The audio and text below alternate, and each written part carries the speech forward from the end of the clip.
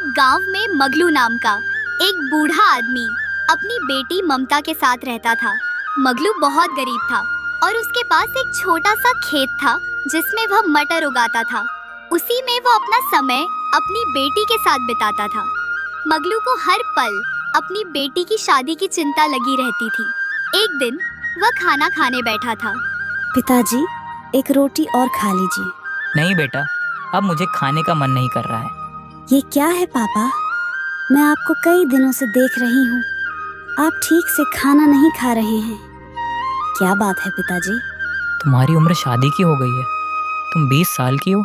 ऐसे में मुझे दिन रात तुम्हारी शादी की चिंता लगी रहती है। अगर मैं किसी से शादी की बात करता हूँ तो वो दहेज मांगता है। मेरे पास तो ठीक से शादी करने के लिए भी पैसे नहीं हैं, फिर दहेज कैसे दूंगी। ये सब सोचते सोचते मेरी भूख, प्यास, नींद सब चली गई। फिर पापा, आप इतनी चिंता क्यों करते हो? अगर शादी नहीं करोगे तो क्या होगा?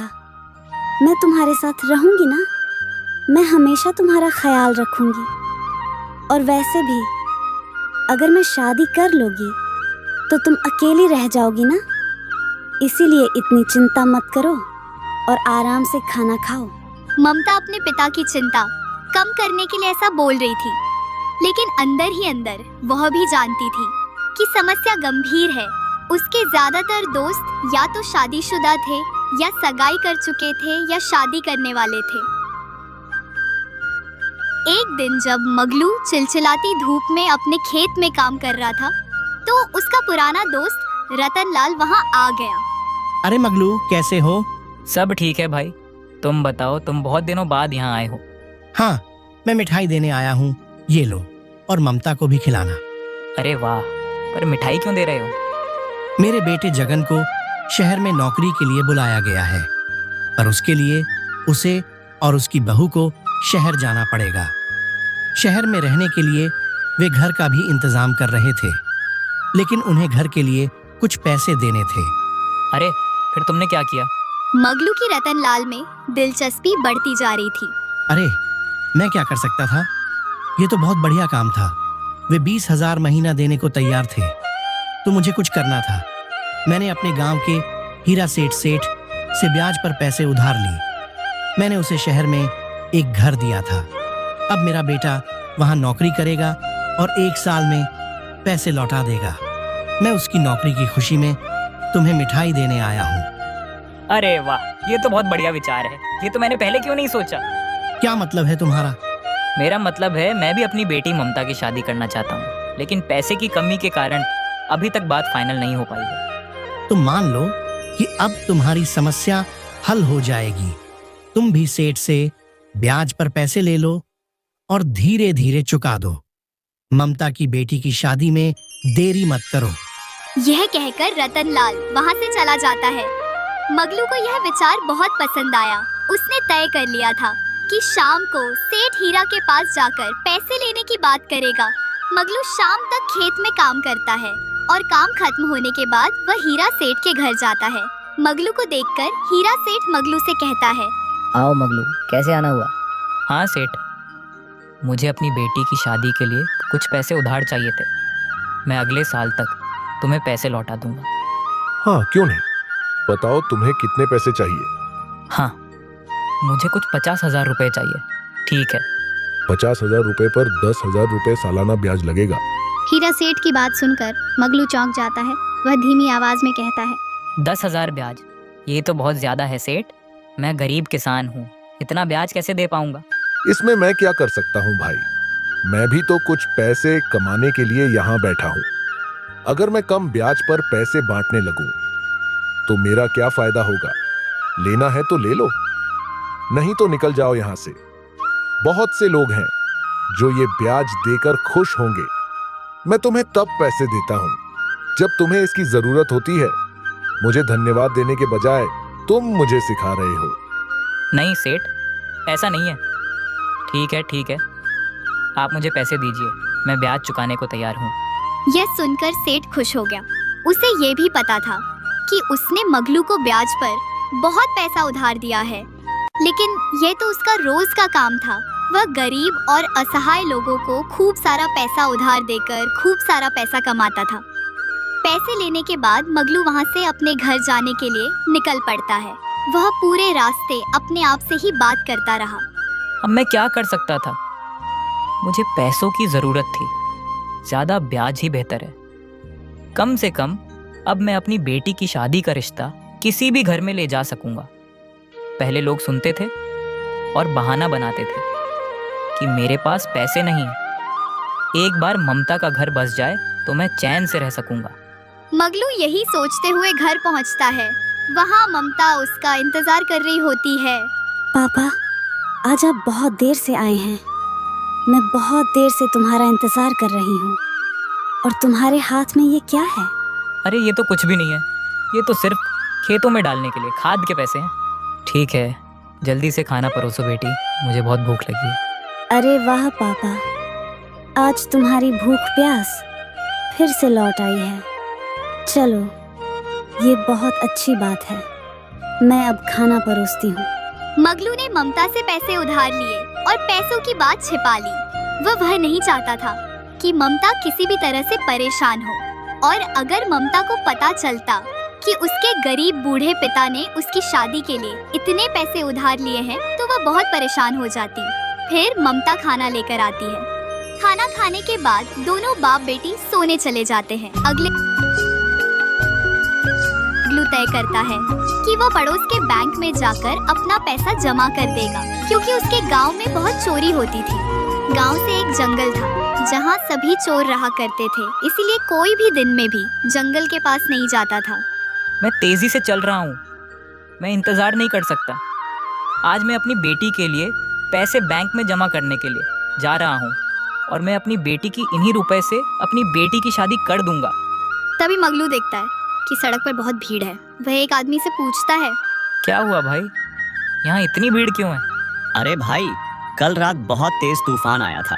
तूफान की वजह से बहुत सारे पेड़ टूटकर सड़क पर गिर गए, जिसकी वजह से सड़क बंद हो गई है। इसकी सफाई का काम चल रहा है। गांव के बहुत से लोग सफाई के लिए इकट्ठे हुए हैं। ये सब सुनकर मगलू को चिंता होती है और वह सोचने लगता है, अरे अब मैं क्या करूं? सड़क खुलने में बहुत समय लगेगा। नहीं, मैं यहाँ खड़े होकर इतनी देर तक इंतज़ार नहीं कर सकता। मैं एक काम करूँगा, मैं जंगल के दूसरी तरफ से चलकर जाऊँगा। मगलू को एक रास्ता पता था जो उसे तेजी से ले जाएगा, इसीलिए वह पैदल ही चला जाता है। लेकिन मगलू की किस्मत को कुछ और ही मंजूर था। जैसे ही वह थोड़ी दूर चलता है, अचानक जंगल में उसके सामने चोर आ जाते हैं। उन्हें देखकर मगलू का कलेजा मुंह को आ जाता है। अरे वाह, आज तो कुआं खुद प्यासे के पास आ गया।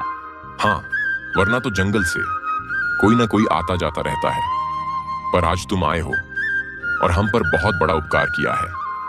अब हम इसे लूट कर कुछ दिन मौज मस्ती करेंगे, और कुछ नहीं तो इतना पैसा तो मिल ही जाएगा कि एक हफ्ते तक गुजारा हो जाएगा। यह सब देखकर मगलू खो गया। वह कुछ बोल नहीं पाया। एक चोर आगे बढ़ा और मगलू का थैला छीन लिया। थैले में हीरा सेठ से उधार लिए हुए पैसे थे। अरे नहीं भाई, एक हफ्ता नहीं, अब तो लगता है कई महीनों तक कहीं चोरी नहीं करनी पड़ेगी। देखो कितना सामान है। लगता है इस बैग में कम से कम 1 लाख रुपए हैं। यह सुनकर सभी चोर खुश हो जाते हैं, लेकिन मगलू की आंखों से आंसू बहने लगते हैं। मैं बहुत गरीब और लाचार बूढ़ा आदमी हूँ। मैंने ये पैसे कर्ज पर लिया है। मुझे अपनी बेटी की शादी उससे करानी है। मुझ पर दया करो, ये पैसे मुझे लौटा दो, नहीं तो मैं बर्बाद हो जाऊंगा।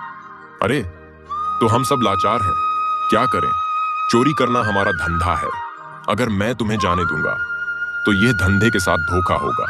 मगलू गिड़गिड़ाता रहा, लेकिन चोरों को उस पर जरा भी दया नहीं आई और वे उसके पैसे लूटकर चले गए। मगलू में इतनी भी ताकत और हिम्मत नहीं थी कि वह चोरों से लड़कर अपने पैसे वापस ले पाता। मगलू को इतना धक्का लगा कि वह जमीन पर बैठ गया और रोने लगा।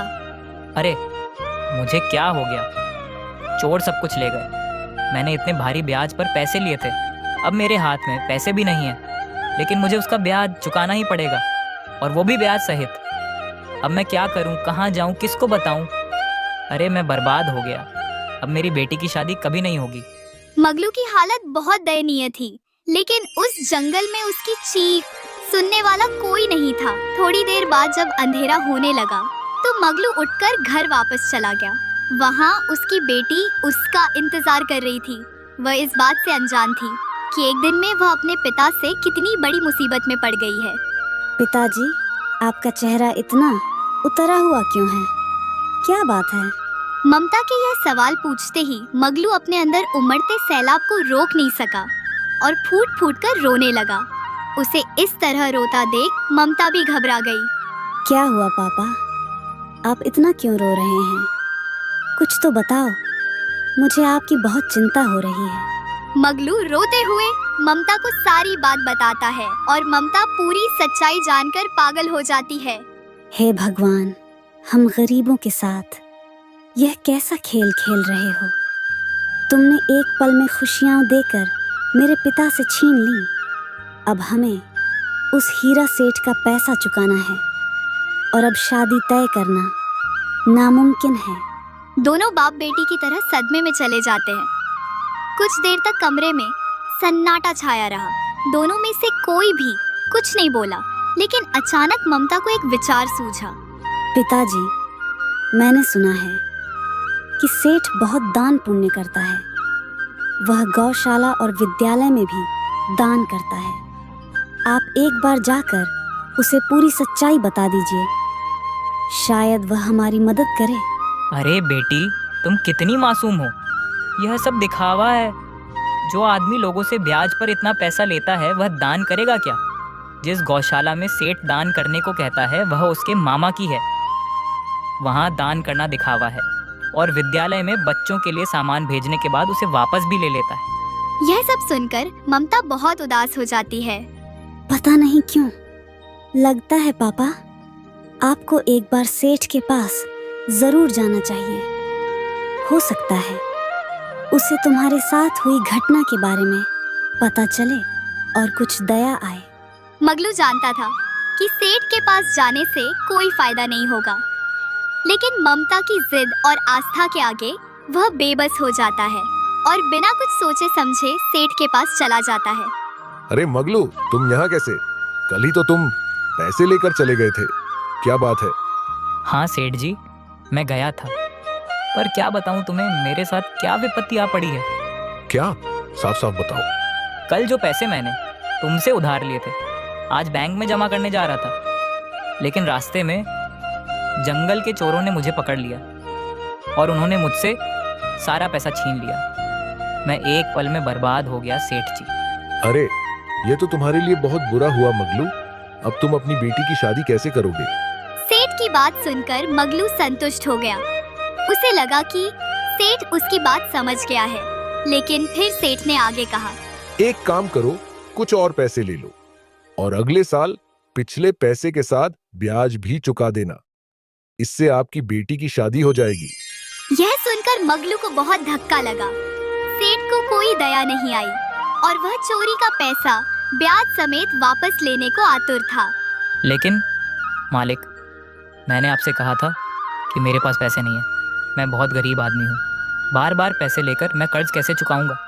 तुम क्या चाहते हो कि मैं अपनी कीमती संपत्ति से तुम्हें पैसे देता रहूं और तुम अगले दिन उसे लूटकर फिर से पैसे मांगोगे? अरे, इसे अपनी बुआ का घर बना रखा है क्या? चले जाओ यहाँ से। और मैं अभी अपने आदमी भेज रहा हूँ तुम्हारी जमीन पर कब्जा करने के लिए। तुम क्या जानते हो, जब तक तुम मेरे पैसे वापस नहीं कर देते तब तक वह जमीन मेरी है। ये सब सुनकर मगलू के पैरों तले जमीन खिसक गई। वह रोते हुए सेठ से विनती करता है, ऐसा मत करो सेठ, मैं बहुत गरीब आदमी हूँ। वह ज़मीन मेरी आय का स्रोत है। अगर आप इसे ले लेंगे तो मैं कैसे जिंदा रहूँगा? ऐसा मत करो, मुझ पर दया करो। मगलू की बहुत प्रार्थना के बाद भी सेठ नहीं पिघला।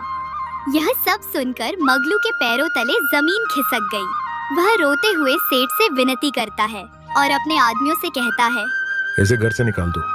हे भगवान, यह कैसी परीक्षा ले रहे हो?